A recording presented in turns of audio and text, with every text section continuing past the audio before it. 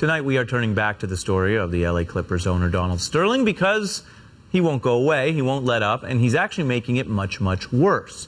In a new interview that veers from sad at times to enraging, Sterling offered a semi-apology that blamed others and even invoked his granddaughter in a bid for sympathy.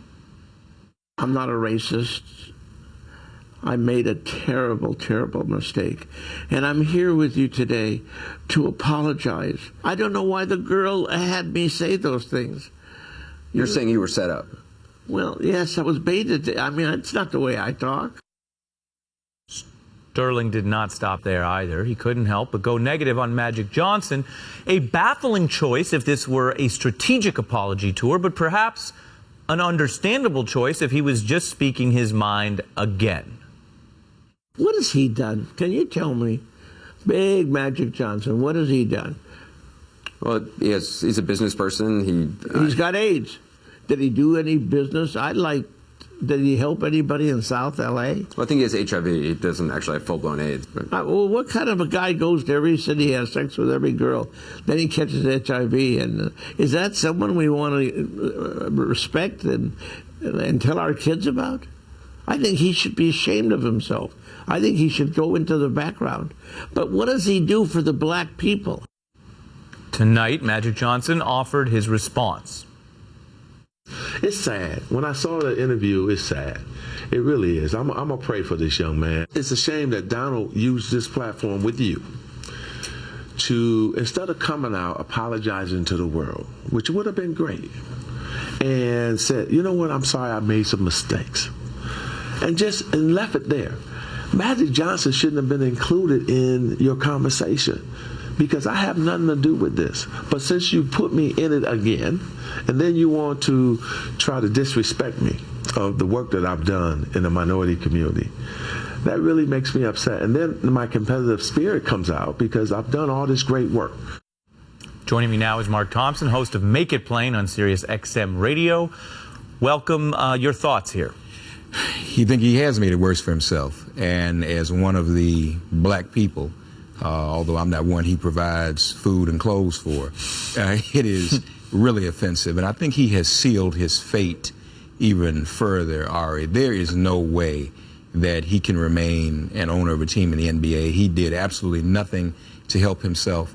It's interesting, too, his attack on Magic Johnson. Magic Johnson indicated earlier that Sterling called him, didn't apologize, and actually invited him to make an appearance, I guess, on his apology tour with Barbara Walters, and apparently Magic wasn't interested in doing that.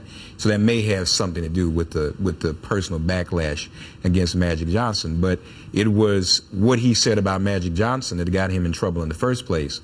I'm not sure where this man's faculties are, because to bring Magic back into it and then attack him even more personally, I don't think that helps his case at all. Yeah, and that's why this was, for people who are used to these kind of apology tours, it was baffling because it was so unhelpful to him. ESPN's Jason Whitlock had an interesting piece about this, speaking about some of the racial context and history from his perspective, but also appraising it. And he said, quote, "The disgraced NBA owner made no real attempt to conceal his feelings of superiority. In his trial by combat, Sterling eschewed the help of counsel, legal and public relations, and entered the ring alone. He left on a stretcher, unaware of the fatal self-inflicted wounds." Well, I would agree. And the other really blessing that has come out of this is that his behavior has awakened sleeping giants, literally and figuratively, in terms of NBA athletes standing up. Some even, it was USA Today ran a story we reported on the air earlier tonight about how LeBron and other players have said they're not going to play next year as long as he's an owner. We've not seen athletes take that kind of a stand since the historic Cleveland Summit, when Bill Russell and Kareem Abdul-Jabbar and Jim Brown and a host of other athletes stood up in defense of Muhammad Ali. And you mentioned that Jim Rome from the NBA was talking to Roger Mason about that with LeBron. Let's take a listen.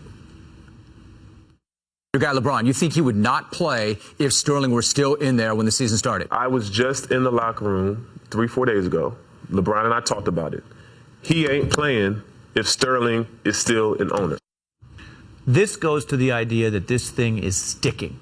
This is not one of those times where you have a huge firestorm and you have announcements and you have the ban, and then, boy, it takes years to really figure it out, because it seems that people are willing to use their leverage. They certainly are. And again, this is a great historical precedent, because what he also spoke to is the mentality and the culture that exists in professional sports in this country, where you have owners and you have players.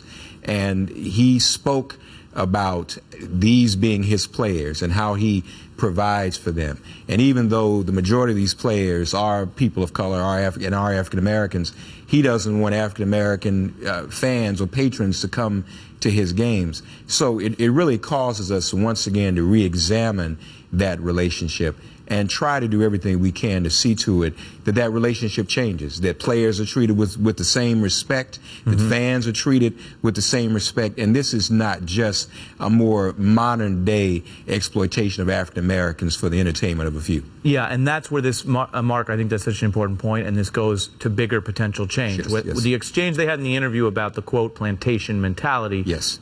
You couldn't watch that and not think about college sports and some of the work we have left to do, I think. Mark Thompson, thank you for joining me. Thank you. Appreciate it. Coming up.